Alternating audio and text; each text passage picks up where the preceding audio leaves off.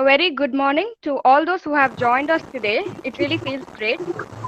Um, today's topic for the webinar is going to be NAC assessment and accreditation process for colleges and universities. We know that excellence is about constantly, striving for self-improvement, and it's also about dedication to ease the bar and setting new standards. So India is a diverse country, and its higher education system is as diverse as its geography, people, and culture. The Indian rights higher education system is extremely complex, dynamic, and heterogeneous, with more than 800 universities and 45,000 colleges. And Indian education system is one of the largest education systems in the world. So, therefore, the task of evaluating, accrediting, and monitoring these institutions become a very challenging task. What basically happened was during the 90s, there was a rapid proliferation of institutes of higher learning to meet the growing demands of economy for qualified professionals. So, however, at this time, the quality of education was not given due importance. So, to inspire and to create a movement where institutions of higher education would strive for academic excellence, there came NAC into existence. Till the slide keeps changing. As to summarize, NAC's main job, is to set up a benchmark for quality measurement in advising the institutions for quality and helping them to assess themselves for better improvement. It is going to look into all the higher education institutes, that is HEIs, for maintaining quality standards. So, facts, Pondicherry University was the first to undergo the process of accreditation by NAC. And coming to colleges, St. Joseph's Evening College, Bangalore, was the first college to be accredited by NAC in the year 1999. And so far, 354 universities and 7,977 colleges have been accredited by NAC. And also, currently, as on 2019 year, total number of 12,999 accreditations are under various cycles. So we will look into the various four cycles that fall under NAC in the upcoming slides. So over to Nitya. Okay, let's move on to a short introduction about NAC. We are aware that India is a nation of diverse education systems. It is therefore is unjust to figure out the institutional educational quality with a single parameter. Distinct accreditations and their relevant parameters are essential to identify the quality in institutions and to measure their potential. And NAC accreditation is one such. Time to learn more about it. Let's get started now. Let's see if you could relate yourself with this situation. Your internal quality assessment tell on toes in some high spirited activities, or when your infrastructure is restored abruptly, or when your dull library is moved towards automation. All these clearly indicate that the National Assessment and Accreditation Council, NAC, is around the corner. Now, coming back to the point, the NAC is an autonomous body that came into action by the initiatives taken by University Grants Commission (UGC). NAC's journey started in the year 1994. The main duty of NAC is to access and accredit all the higher education institutions across the country. University and deemed universities comes under the NAC limit. Back then in 1990s, NAC was still an alien, which means no one would know about this. But now in the year 2020, NAC has been upon its grading line, much appreciated for its transparency in measuring institutes for equality.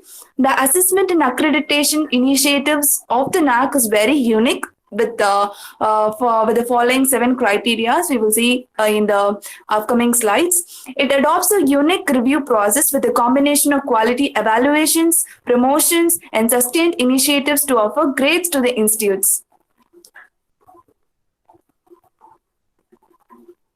What does NAC stand for? It is the acronym of the National Assessment and Accreditation Council. It usually strives to bring out excellence, credibility, and relevance all put together in one hand. So basically, holding a NAC accreditation is going to symbolize a greater standard of excellence across your institution. And if as such a particular institute has undergone the NAC A&A process, which is assessment and accreditation process, the institution is going to get an opportunity to square out its efficiency. And also, after undergoing this process, you will also come to know the various challenges that are going to be put forth here on, and also to work on improvement plans for the betterment of the same.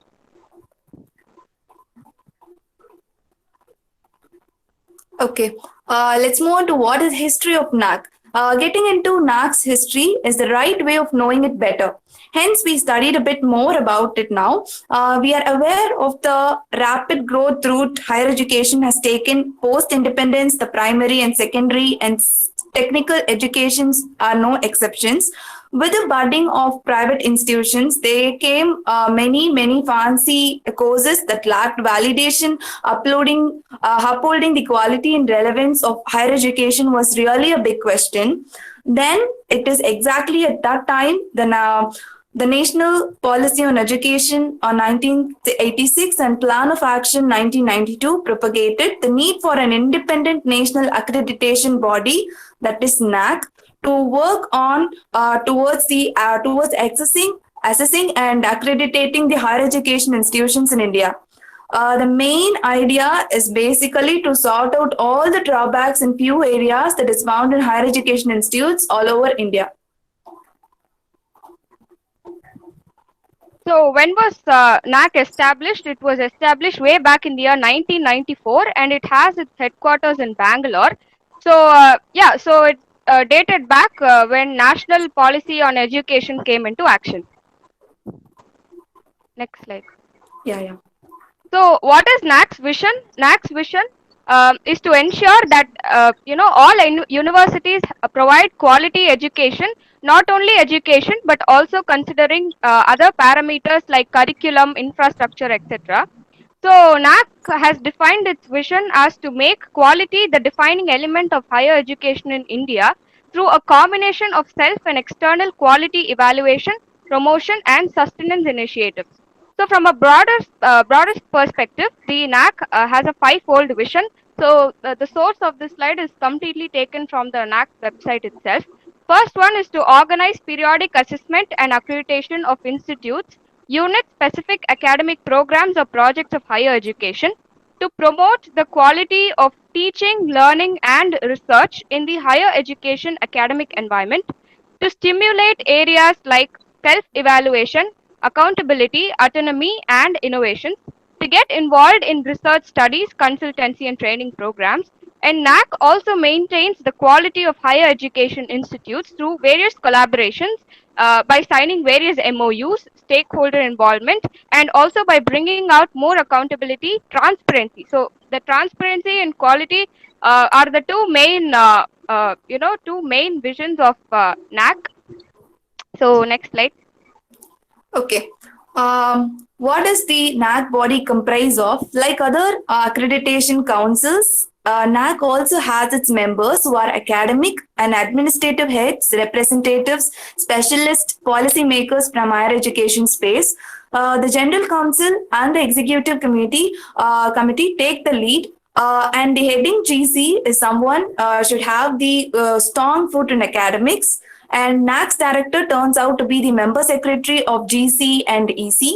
In addition to these, there are many advisory committees, statutory bodies, staff, consultant, plus resources from outside that work as a team on NAC policies and practices constantly. All of them strive to get quality embodiment in the higher education institution, which is NAC's vision. What is NAC accreditation eligibility? To appear for NAC, an institute should actually be considered eligible. Here are NAC eligibility criteria. Both universities and colleges can appear for NAC, provided they comply with the following terms. Uh, First one, all universities from central, private, or the private state are deemed to be and institutions showing national importance. Second, the institution campuses should be very much in the country to proceed with the assessment and accreditation process. All the colleges and institutions that are constituent of and affiliated to and recognized by universities or autonomous colleges are considered for the assessment and accreditation process. Any department or school or center of the university can apply for NAC accreditation process. Here we can know that even a department can also apply for NAC accreditation process. So many a times we get confused between UGC and NAC. So let us now know the difference between these both. So UGC or University Grants Commission is going to be responsible to offer recognition to university, whereas NAC is going to assess that particular university and it's going to grade that particular university. Uh, Considering under which range of CGPA you fall in, we'll discuss more about it later. So what are the similarities between NAC and UGC? NAC comes under UGC, so NAC body is an autonomous body that is going to fall under University Grants Commission of India.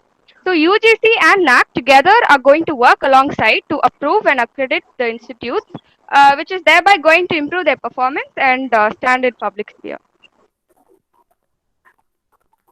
So, um, so why do we need to know about NAC and what are the benefits of getting your college accredited and assessed by NAC? Is that so? Now we'll look into the what are the benefits? What are the benefits NAC accreditation is going to provide to the institute? So you will have better chances of availing funds. So let's if suppose your college is going to conduct any national level program, or you're going to organize any grand event and you're requiring fund for that, you're going to have better chances for availing funds from the government if your particular respective college is already having a good grade after undergoing a correct procedure of NAC assessment process. So next is allocation of the project to professors become easy. So if suppose any professor wants to, get funded for his or her research, and that particular professor belongs to a college that again has a good grading from the NAC, is going to have an edge over the other professors who belong to a college that doesn't have a proper grade. Also, it spikes up the brand value. The value for the college increases and offers a positive impact on the institution with its better admissions, superior faculty hiring, and brings more efficient employers. Also, as a key fact, it also gains recognition by UGC, which is going to further boost the research aspect as well. And it has better it betters its areas of planning and resource allocations and also offers a better direction and identity to the institute. So, what are the benefits to the students? The students are who are a part of good recognized university are going to have an edge over the other university students. It is going to give an instant recognition to the alumni that hail from that credible institute, which ultimately improves the admissions for higher education and also job opportunities. It expands placement opportunity with international companies and industries showing high preference during placement. So, what this means is that you can have good collaborations with the international companies and other national industries that are very much reputed. You so the college that is going to have a good grading is going to have a better preference during the placement activity and a definite chance for better academics exposure with different peers, labs, workshops, opportunities, projects, etc. And it also accelerates exchange programs. So you're going to have your college is going to have a lot of MOUs, memorandum of understanding, that are going to be signed, and a lot of tie-ups with other reputed universities abroad or even national universities um, that are very famous, and opportunities for further studies. Next. Okay, let's move on to NAC accreditation process. NAC process of quality assurance is similar to those that are followed by the other quality assurance agencies present worldwide. According to the revised accreditation framework (RAF), the NAC has a timely step-by-step ICT-enabled accreditation process. ICT, which means Information and Computer Technologies, which is the broad term for information technologies. The new process is this new process of NAC accreditation is the student satisfaction survey, data verification, and validation that augments the whole objective of NAC. We could feel your pressure that to get NAC certified, we should. It is a big process, you may think, but following these 7 steps, we can overcome this very easily, and this will be very helpful to follow. Here is the order of nationally accepted NAC process. As you can see here, first, the higher education institutes should register in the NAC website. Then the institutional information for quality assessment will be done by the NAC. And then the SSR submission, which is student satisfaction report, will be submitted on acceptance of IIQA. When the submission is rejected, an institution can attempt 2 times to resume the two that is IAQA form within 1 year. Then the fourth step is to proceed to data validation and verification process and pre-qualifier score.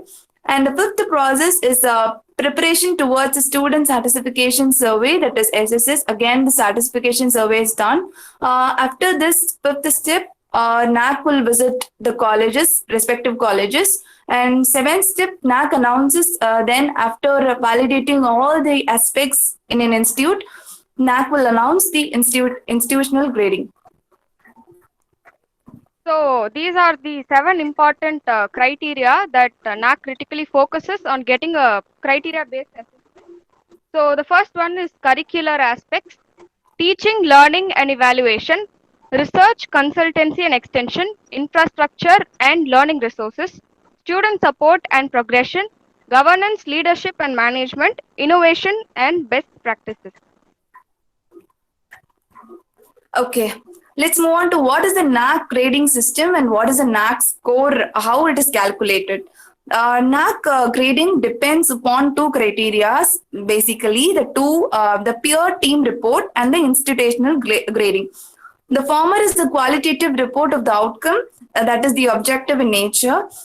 This is submitted upon the visit of the peer team's visit, that is the NAC team visit. The later is a quantitative report of the outcome that is based on the 7 criteria, which Neha mentioned now. Cumulative grade point average, CGPA, and letter grade and performance descriptor is also submitted. Then you can see here, considering one criteria, that is curricular aspects. For universities and autonomous institutions, they graded points up to 150. For affiliated institutions, UG and PG, it is 100 points. So depending upon the criteria, the points varies. So it is a total score of 1,000. So after validating all these criteria, the NAC will assess any type of institutions with these 7 criteria, with these scores. Then grading system. So considering the 7 criteria that we discussed earlier, this is the NAC's grading system. So after all the assessment and validation, NAC is going to grade your institute with any one particular CGPA. So based on where your CGPA lies between these various ranges of CGPA, your the grade will be given. So from A double plus till C, your college will be considered accredited. But of course, obviously, a college having A double plus is going to be completely or is going to have a higher edge over a college that is accredited with C grade. So So it starts from A++, and the final lowest grade is D, which is considered not accredited. Okay. Now, this is an important point you should all know. That is a validity period. NAC's period validity was for 5 years from its date of approval. Then, according to the new announcement made in the year 2017, the assessment and accreditation process have extended its 5 year period validity to a further 2 years, but not all. But not to all. This applies that if a college has graded points up to A plus plus, they have a validity up to 7 years. That meaning in this, if they have a low grade validity, a low grade grading system, they would apply again. So their extension will be for 5 year period validity. This applies to all the educational institutions that get the highest grade from it. That too only to the institutions that have procured highest grades in all the 3 cycles continuously. So now we will see the cycles. So these are the cycles in NAC accreditation. There are 4 cycles basically. So the first cycle is going to be the usual cycle of assessment and accreditation process, with a focus on the on assessment in the all 7 various criteria that were mentioned before. And so an institution undergoes cycle 1 first, but if it is not got a satisfactory grade, then it can again undergo and reappear for cycle 2, and then further cycle 3 and cycle 4. So cycle 1, like I said, it follows the usual cycle of assessment and accreditation process, whereas cycle 2 and 3 are going to require these in your institute premises.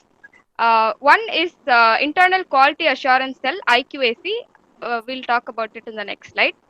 Next one is annual quality assurance report submission. So AQAR, annual quality assurance report, is a useful document which is going to give an overall picture of the institutional growth in all the 7 criteria identified by NAC. And third one is submission of letter of intent 6 months before the expiry of the accreditation status. And the rest of the steps are the same as the first cycle. So IQAC, we have one in our college premises too. So internal quality assurance cell stands the sole authority for quality sustenance in an institute post its accreditation. So after getting accredited by NAC, IQAC is going to constantly supervise and monitor the quality of that institute. They initiate, plan, and supervise the quality matters. Therefore, any institute that has achieved its NAC status is sure to have an active IQAC in its premises. The IQAC mostly consists of the following members. So, the chairperson of this cell is going to be the principal. Member secretary is going to be the director or the coordinator, and the other members of the IQAC are going to be any 5 senior teachers and 1 senior administrative official, and also 2 external experts on quality management. So this is the website of NAC. We'll just take you through. So it states http ://www.nac.government.in/.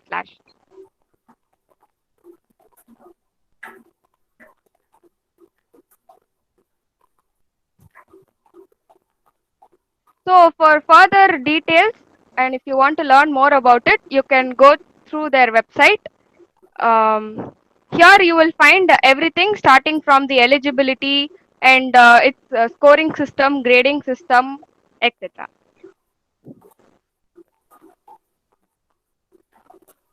Also, NAC itself organizes lots of webinars for their NAC procedure, and if you're interested, you can attend the webinars conducted by the NAC government.in itself. So these were the references that we took. Thank you for patient listening. Did you go to program? Yes, sir. Yes, sir. Yes, sir. So, what did all of you learn in this program? Like, who can say? Lakshmi Sri, can you just say in a few words What was it about? It was about the NAC assessment and the accreditation process. What are the cycles that's been involved? How they Okay. are accrediting the colleges, Hmm. and what's actually the validity period. Hmm. So, and how they are evaluating, Hmm. and all those was clearly given by Nitya and Srivas. So why should you people know about it? Because our college is actually going to apply for NAC. If you get an higher score in that, it would be help for us to do higher studies in abroad and have an extra credits in labs and everything. No, no, no. See, if you get more credit, if you get a good score in NAC, you will. My question is, what is the student's role in the NAC accreditation process? Why should you know about it? நீ தெரிஞ்சிட்டு என்ன பண்ண போற? நீ தெரிஞ்சுக்கிறதுனால நம்ம college NAC score ஏதாவது improve ஆகிறதுக்கு வாய்ப்பு இருக்கா?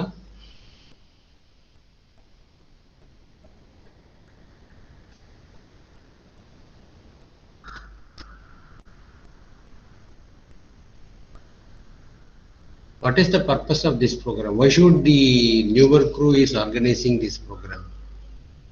You should to make you aware of NAC, okay, but NAC தெரிஞ்சுக்கிட்டு NAC பத்தி தெரிஞ்சுக்கிட்டு நீங்க என்ன பண்ண போறீங்க? What is the use? Why should the students know about the NAC process? That is a problem with our education. Most of the students study without knowing why they are studying and what they are studying.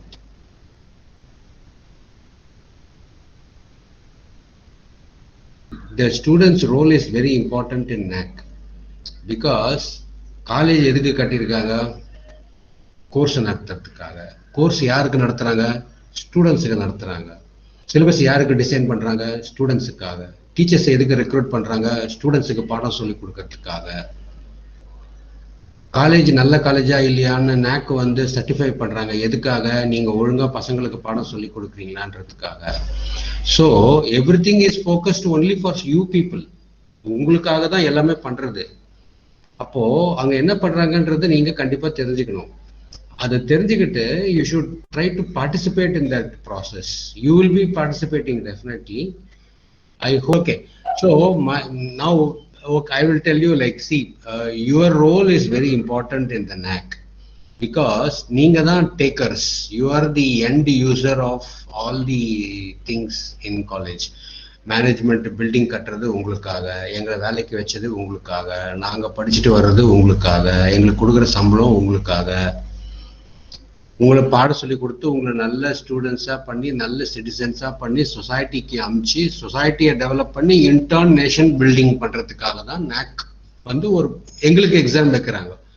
நீங்க ஒழுங்கா பாடம் சொல்லி கொடுக்குறீங்களா, ஒழுங்கா syllabus design பண்ணிருக்கீங்களா, பசங்க ஒழுங்கா புரிஞ்சுக்கிறாங்களா, அவங்க நல்லா படிக்கிறாங்களா, இந்த மாதிரி நிறைய ஆஸ்பெக்ட்ஸ் எல்லாம் அவங்க எக்ஸ்பிளைன் பண்ணியிருப்பாங்க NAC ப்ராசஸ்ல என்னென்னலாம் இருக்கு அப்படின்னு. இதெல்லாம் வைக்கிறதுக்கு காரணம் என்னன்னா you people should participate. So what is your role in the NAC? Your role in the NAC is number one, feedback. Feedback is very, very important. எந்த கோர்ஸ் என்ன இருக்கு, அந்த கோர்ஸ்ல என்னென்ன பேப்பர்ஸ் இருக்கு, அந்த பேப்பர்ஸ்ல இருக்கிற சிலபஸ் கண்டென்ட் எல்லாம் எப்படி இருக்கு, அந்த கண்டென்ட் எல்லாம் வந்து நல்லா இருக்கா, இல்ல அதுல ஏதாவது இம்ப்ரூவ் பண்ணலாமா, அந்த மாதிரி you should give up. we will be sending you the form. ஏற்கனவே சில பேர் ஃபார்ம் ஃபில் அப் பண்ணிருப்பீங்கன்னு நினைக்கிறேன். அந்த ஃபீட்பேக் ஃபார்ம்னு ஒன்று வந்திருக்கும். அது வந்து you are suppose to fill up the feedback form very very sincerely and genuinely. நீங்க என்ன ஃபீல் பண்றீங்க, அந்த சிலபஸ் கண்டென்ட் எப்படி இருக்கு, எவாலுவேஷன் பேட்டர்ன் எப்படி இருக்கு, சொல்லிக் கொடுக்குற விதம் எப்படி இருக்கு, அந்த அதுல ஏதாவது சேஞ்ச் பண்ணணுமா, வெறும் போர்டில் சொல்லி கொடுத்தா போதுமா, பவர் பாயிண்ட் சொல்லி கொடுக்கணுமா, வீடியோ காட்டணுமா, இல்லை உங்களுக்கு நிறைய கொஷின்ஸ் கேட்கணுமா, இல்லை நீங்க கொஷின்ஸ் கேட்டு நாங்கள் ஆன்சர் பண்ணணுமா, எப்படி சொல்லிக் கொடுக்குற விதம் கரெக்டாக இருக்கா. You should give the feedback about the faculty, the method of teaching and உங்களுக்கு the various aspects about the education வந்து நீங்க ஃபீட்பேக் கொடுக்கணும். காலேஜ் ஃபெசிலிட்டிஸ் நல்லா ப்ரொவைட் பண்ணுதா. You can be very frank in your opinion. நீங்க வந்து எதை பத்தியும் நீங்க யோசிக்க வேண்டாம், இல்லை பயப்பட வேண்டாம். பிகாஸ் இது எல்லாமே பண்றது எல்லாமே வந்து உங்களுடைய பெட்டர்மெண்ட்டுக்காக தான் பண்றது. So your role in the NAC is the feedback. You have to give feedback about the everything, the course, the subject, the way of teaching and the facilities provided to you, and the examination pattern, அதில் என்ன difficulties இருக்குது, placement எப்படி இருக்குது, alumni response எப்படி இருக்குது, டிபார்ட்மெண்ட்டில் என்ன activities conduct பண்ணுறாங்க, ஸ்டூடெண்ட்ஸ் எப்படி இருக்காங்க, எவ்ரிதிங் நாங்கள் ஒன்று ஒன்றா உங்ககிட்ட கேட்போம். ஸோ whenever you try, உங்ககிட்ட யாராவது வந்து கேட்டாங்கன்னு சொன்னால் you should try to give a sincere response. இமீடியட்டாக அதுக்கு ரெஸ்பாண்ட் பண்ணி நீங்கள் அதுக்கு ஆன்சர் பண்ணணும். you should not delay the process. Feedback கேட்டால் உடனே கொடுக்கணும். அண்ட் ப்ரோக்ராம்ஸ்லாம் நீங்கள் வந்து நிறைய பார்ட்டிசிபேட் பண்ணணும். பார்ட்டிசிபேட் இன் த சென்ஸ் வந்து லாகின் பண்ணி உள்ளே உட்காந்துட்டு கேமராவை ஆஃப் பண்ணிட்டு ப்ரோக்ராம் முடிஞ்சோடனே வீட்டுக்கு போகிறது அந்த மாதிரி அந்த பார்ட்டிசிபேஷன் நான் சொல்லலை. You should many of you should involve yourself. You should comparing பண்ணுறதுக்கு நீங்கள் வரணும். அண்டு யார் யாருக்கு என்னென்ன ஸ்கில்ஸ் எல்லாம் இருக்கோ அதை நீங்கள் சொல்லணும். கம்ப்யூட்டரில் if anybody is good you can help our computers. So நிறைய இருக்குது இந்த மாதிரி. We have got lot of projects. The extra curricular and non academic projects வந்து நிறைய இருக்குது நம்மளுக்கு. அந்த ப்ராஜெக்ட்ஸ் எல்லாத்துலேயும் நீங்கள் பார்ட்டிசிபேட் பண்ணணும். So I want all of you to participate in all the departmental activities in various aspects, irrespective of மற்றவங்க என்ன பண்ணுறாங்க, அவங்க என்ன சொல்கிறாங்க. Everybody is a part of department. All of you are part of a department and you can whatever you feel about the department, you can share it. You can share it with your class teacher, your friends, your neighbor crew members, or with me, or with anybody. So the department is very much interested in your overall development, not only in academics but also in the overall development of your career. So அதனால வந்து NAAC-ல உங்களோட role வந்து feedback about every thing. நாங்கள் உங்களுக்கு அனுப்புகிற forms எல்லாத்தையும் ப்ராம்ப்டாக ஒரு deadline கொடுத்தோம்னா அந்த டெட்லைனுக்குள்ளே நீங்கள் அந்த ஃபார்மை ஃபில்அப் பண்ணி அனுப்புங்க. That's a first stage of your participation in the NAAC. I hope இது நல்லா போச்சுன்னு நினைக்கிறேன். நான் I will see the recordings. பின்னால் whenever I find time, I will just go through the recording and see how did it go. Okay, see you then. Take care. Bye. Thank you, sir. So thank you, my dear fellow mates, for spending their valuable time to participate in this webinar. I thank Snega and Nitya for conducting the program to help us know more about NAAC and its process.